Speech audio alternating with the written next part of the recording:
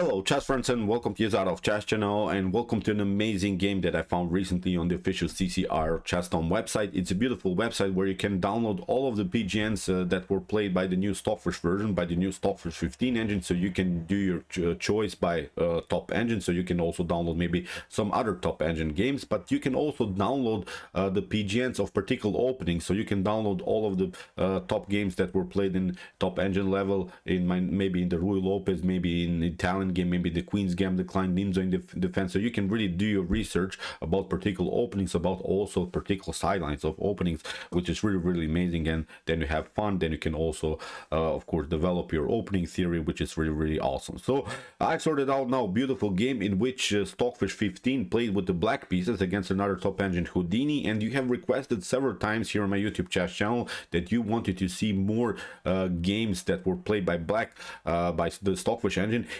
I would cover many great games played by black in this top engine level, but the problem is now when you see a winning game played by, I don't know, maybe Stockfish 15 or maybe by another top engine, the problem is when black is winning, the pre-arranged opening is so bad for white that black needs really to win the game, because in this top engine level, every time when Stockfish has a great I don't know, evaluation in an early stage of the game, then Stockfish is destroying these other top engines immediately. So the pre-arranged line for my taste is simply too bad. When you play an opening from the beginning that's so bad for white, it doesn't make sense then really to cover the game. So basically what I'm searching in this top engine games are solid openings, are playable openings that are played maybe in top grandmaster level. So maybe we'll see these lines in some games played by Magnus Carlsen, Viciana and Fabiano Caruana. So I want to sort out the openings that really make sense. So that's why I don't cover, of course, so many great games played by black, because the pre-arranged line is so bad that I don't think that a top grandmaster like Magnus Carlsen or someone else would play this opening in his level. So let's see now this game, because I think this is now a playable game for both sides. It's now the Slav defense, the so-called quiet variation, and then it turned into the so-called Schallopp variation of the Slav defense. It's, I think, a playable line for both sides. You have many great games in the database played by Hikaru Nakamura, Magnus Carlsen, Wesley. So the top grandmasters are playing this line that I wanted to show you today. So here d4 was played by Houdini. We have d5 by Stockfish 15, knight to f3, knight to f6, we have e3, bishop to f5, and now after move c4 we have the Queen's Gambit, and after move c6, you see now we have reached now the Slav defense formation with this c6 d5 setup. And okay, we have now the move e3, which is now the quiet variation, and after move bishop to f5 it turns into the so-called Schallopp variation. But it's a little bit different move order, but we have reached now really the common Schallopp defense setup. So here the continuation, after move knight to c3 was played, we have e6, building now with this beautiful triangle here. We have knight to h4, attacking the bishop on f5, and now bishop to e4. This is now a maneuver that you want to play. If knight to e4 happens, then you can take out with the pawn, and the problem is now in the near future you can expect maybe here a g5 that could actually trap the knight. So that's why white needs to play the move g3. But now with bishop to b4, bishop to d2, you can also play queen to a5, and this should be maybe a slightly better position here for black. So that's why after move bishop to e4, the main line is now this move f3. So as I said, you can see really many great games in the database played in this particular line. I see now a game Magnus Carlsen won the game again, Maxim Vashilograd. We have Wesley So versus Fabiano Caruana, Anish Giri versus Fabiano Caruana. So as I said, this opening still is playable for both sides. So here after move f3, we have bishop to g6, we have queen to b3, attacking now the weakness on b7. So that's why queen to c7, or here of course queen to b6 are the main ideas in order to defend the pawn on b7. I like now really this choice by Stockfish 15. Stockfish 15 could have gone, of course, here with queen to b6, but then I think after queen to b6, 8 b6, the game becomes really complicated for both sides. This should be solid for black, but now I like more the fact that white is continuing with the bishop pair, which should be much better. better. So after move queen to b3, as said, Stockfish continues with queen to c7, stays with the queens on the board. So Stockfish is saying no drawish lines will play now in this game. So here knight to g6, we have now d takes c4, creating now really an imbalanced and asymmetrical pawn structure, creating dynamics now on the queen side. The queen has to react. Bishop to c4 was played, and now we have h takes g6 here by Stockfish. Also notice that now the pawn on h2 is hanging. So that's why here Houdini played g3. We have bishop to d6. Now the threat is still bishop takes g3. After h takes g3, the rook is hanging. We can also take out the pawn with the queen. So that's why here f4 has to be played by Houdini. But okay, this move solves now a little bit the positional problems around the square g3, but causes also now some light square problems. Still, white doesn't have light square problems because white still has the light square bishop that can protect all of the squares. But I like really the fact that now Stockfish at least provoked some kind of a weakness. Now at least in the near future the d5 can be used as a good square for black, and also the e4 square can be used maybe in order to cement the position somehow. So now after move f4, Stockfish continues with normal development. Knight to d7, we have kingside castling, and now b5. This is now many times the motif in Slav defenses, semi-Slav defenses, where you taking the pawn on c4, deflect one of these pieces to the c4 square, and then you use this piece in order to get an extra tempo with the move b5. So here bishop to d3, we have b4. Stockfish advances the pawn further. We have now knight to e4. After knight to e4, bishop to e4, we have now finally kingside castling. And okay, let's stop and evaluate the position a little bit, because it's now very interesting what's going on the board. The position is not so dynamic, the position is not so wild, it's not so crazy, but what black can rely on here is a 3 versus 2 pawn majority, and that's the strategical goal here of blacks. What you have to do in order to make this 3 versus 2, you have to play c5. And the cool part is that actually c5 comes with knight to c5, which could again attack the bishop and the queen. And also c5, you can also play bishop to c5, where the bishop could be dangerous on this diagonal. So what I don't like in white's position is now this bad bishop here on c1. It is a little bit blocked out by its own pawn structure. We have to really notice that. But even if bishop to d2 happens, I think in the near future also white can counterplay here with rook to c1. So what black has as of course a disadvantage is now this backward pawn on c6. So black needs now really to play the move c5 in a fast way. So we have bishop to d2. As said, white is trying now to attack now the c file by playing one of these rooks on c1. So we have rook from a to b8, but defending also the bishop on the pawn on b4. We have rook to c1. We have now c5 immediately here by Stockfish. If you play now d takes c5, as I said, then you get simply knight to c5. You have to retreat with the queen, and now we can play rook from f to d8. Look at this, the rook is again on the file where already the queen is. So again, there are many maybe discoveries here by black. So we bishop to c2. Now we can retreat here to e7, and now even if you try queen to e2 with e5, we can again break this pawn chain. So I think in this scenario black should be much better. So that's why after move c5 here Houdini didn't want to take out the pawn, played now the move bishop to f3, but now Stockfish support so this pawn on c5. Even if you try, I don't know, maybe something like a3, the problem is you get c4. This is not, I think, something that black wants to, pardon me, white wants to get. After move queen to d1, we can still support the pawn on b4 with the move a5, and suddenly again 2 pawns are connected. So mission accomplished. I think that's the goal that we wanted at the beginning, the pawn majority attack. Now again black is here a 3 versus 2 situation on the queen side. Even if white takes out the pawn on b4, then it's of course a 2 versus 1 situation. So still black should be much better, I think, here. Although the engine gives here equal chances, but I think this is much easier to play for black because you have now at least some kind of a plan, at least some kind of a goal. So here after move rook from f to c8, queen to d1 was played. As said, queen to b6. Again, d takes c5 doesn't make sense. Now you can also take out with the bishop, but now look at this, the e3 is a huge tactical problem. So that's why here bishop to e1 was played by Houdini. Houdini tried to maneuver this bishop where already the queen is, so tries of course to attack somehow the queen on b6. We have have now bishop to f8, bishop to f2, knight to f6. Now what Stockfish is also trying to is to control the d5 but also the e4 square. So we have e4, and now very important move c4, and this game becomes now really wild because Stockfish actually allows here a potential d5 move. Houdini didn't play that because it doesn't make sense. Still will play bishop to c5. Black didn't gain anything.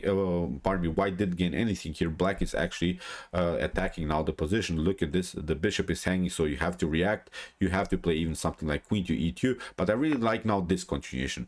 The e takes d5. After e takes d5, now we can play knight to e8, and that's now the beauty. We can play really a powerful blockade in the continuation. Maybe something like bishop to c5, queen to c5. Maybe you can cover, not a problem. But now with knight to d6, look how this knight fits on this beautiful square, controls now the center of the board, and supports what's the most important thing, also our pawn majority attack here on the queen side. So the knight cannot be kicked away from this square. It's really beautiful. What we need to do in the near future is something like king to f8, controlling maybe the e7 square, and just as I said, push these pawns. The pawns are supported by the rooks, the knight is centralized, so this should be a much better continuation. So see, d5 here in this position really doesn't make sense. So after move c4 here, king to g2 was played. We have now queen to a5, rook to c2, and now rook to c7, also maybe building a battery here on the c file. So we have h3, c3. Finally Stockfish makes now a reaction. We have bishop to e1. The problem is now if you play b takes c3, it's playable for black because rook to c3, maybe you can take. Now we can take out with the pawn. Now we have maybe weakness here on c3, but actually sometimes pass pawns can be a weakness, but sometimes they can be a strength. You can be the judge of this. I think this pawn is perfectly fine, especially because of the fact that now the rook will come on b2 on the second rank, and this is now I think a much better position again for black. So I'm not seeing even good ways how you should defend this. You cannot even compete now. You cannot really even create a blockade because you get simply rook to b2, and I think the game is over for white. So that's why bishop to e1. Here Houdini tried to compete here around the square c3. We have c takes b2, we have rook takes b2, and now rook to c4 attacks now also the pawn on d4. So we have bishop to e2, rook to c8, queen to d3, and now queen to c7. Now maybe even try to simplify the game by trading off the queens. This is I think also good choice for black if possible. So far it's not possible, but in the near future we can expect I think that the queens could be off the board. Then it's much easier for black to play just by pushing the pawns on the queen side. So bishop to f3, we have a5, we have rook to d1, now a4. Stockfish really makes progress here on the queen side. We have rook to b1, and now we have a3. So we have rook to e2. Now comes this idea, queen to c4. As I said, we want to simplify the game. Nothing dramatically can happen I think here in black's position, because even if white pushes the pawn on d5, that was I think also a natural choice for white, then always we can play e takes d5, and as I said, play this blockade idea, knight to e8, and then knight to d6. So this is not a way to go for white. White cannot really make progress on here on the king side. Really brilliant positional game here by the Stockfish engine. So we have queen to d1, we have rook to c7, king to h2, and now rook to d8, attacking also the weakness on d4. So we have rook to d2, queen to c6, queen to e2, and now Stockfish builds again a monstrous battery here on the c file. So we have d5, and as I said, it is beautiful. This breakthrough is possible, but as I said, in the continuation we can play this beautiful blockade. Now Stockfish builds a blockade with the queen.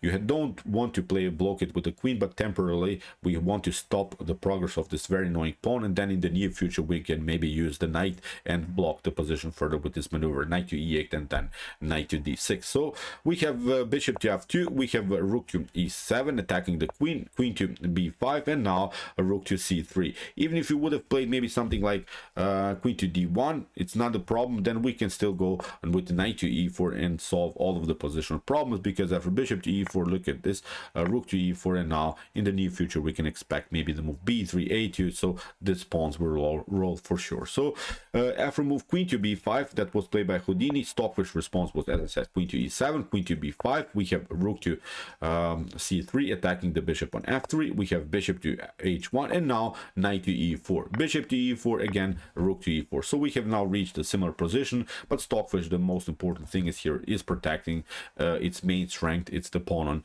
b4. So we have here queen to b6, rook to c4, queen takes d6, but now again we have the power of the blockade, bishop to d6. So Stockfish really never allowed this pawn to get advanced. In the near future we can expect some ideas of rook to c2, then also attacking the pawn on a2. So we have king to g2. Now comes this idea. We have rook to d1, f6, we have bishop to e3, king to f7. So now Stockfish is holding the position like this. Even if you try some ideas like, I don't know, rook to c2, even if you try to cover rook to d2, still we can take and look at this. We can even try some ideas of b3. Look at this, a takes b3 would just push the pawn further. You have to play bishop to c3, but now with g5 we can in the near future play something like bishop to e7, bishop to f6, and now trade off the bishops, and still we can control the powerful a1 square. So it's now completely winning endgame here for black. So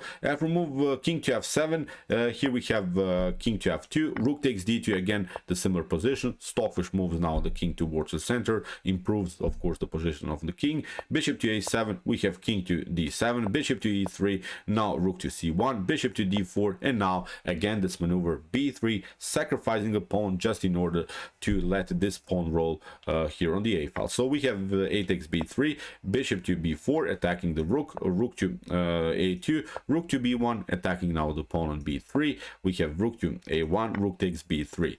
We have rook to c1, king to d6, and look at this now. This main strength actually that white created becomes now the main weakness. Now Stockfish has the opportunity to take this weak pawn on d5. So we have king to d1, a2, we have rook to a1.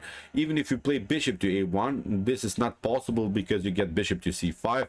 You have to maybe play like this, but now you lose simply the weakness here on g3. Even if you play something like king to g2, then rook to b1 is winning simply the game. So no worries here for black. So that's why you have to play rook to a1, but now the rook is cornered. The only piece that's defending the rook is of course now the bishop, but now Stockfish simply continues with rook to a3, bishop to b2. We have a beautiful counter attack here, bishop to c5, king to e2, and now rook to a4, king to d3, king takes d5, and after move g4 we have now this idea. This is now really beautiful. Bishop to d4, we have bishop to d4, rook takes d4, comes with check, but now after king to c2, rook to a4, and after king to b3, rook to a7. In this position Houdini resigns. So why did they resign? Because in one particular moment you have to trade off of course here everything, but black king is much closer to the action and will simply take out all of the pawns and will win the end game eventually for sure. So really beautiful game by Stockfish 15. I really enjoyed the fact that we have here seen a calm opening, a natural opening, a healthy opening for both sides,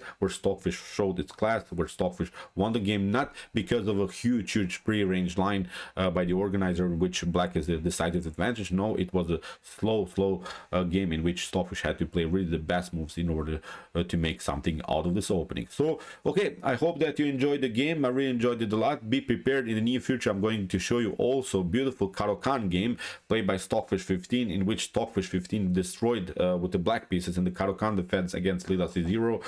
It will be again a beautiful game where Stockfish played a solid opening from black's perspective. Really awesome things happened recently in the TCEC competitions and also in the CCR Chess.com world. So it's, I think, quite pleasant era for us to watch these beautiful chess games where we can analyze some openings, also some particular sidelines of openings. In my opinion, this is really something worth to study. So if you want to see more of this beautiful chess games, please check out my commented chess games series so far, with some other great games played by Stockfish 15, Alpha 0, Lila 0, and many more.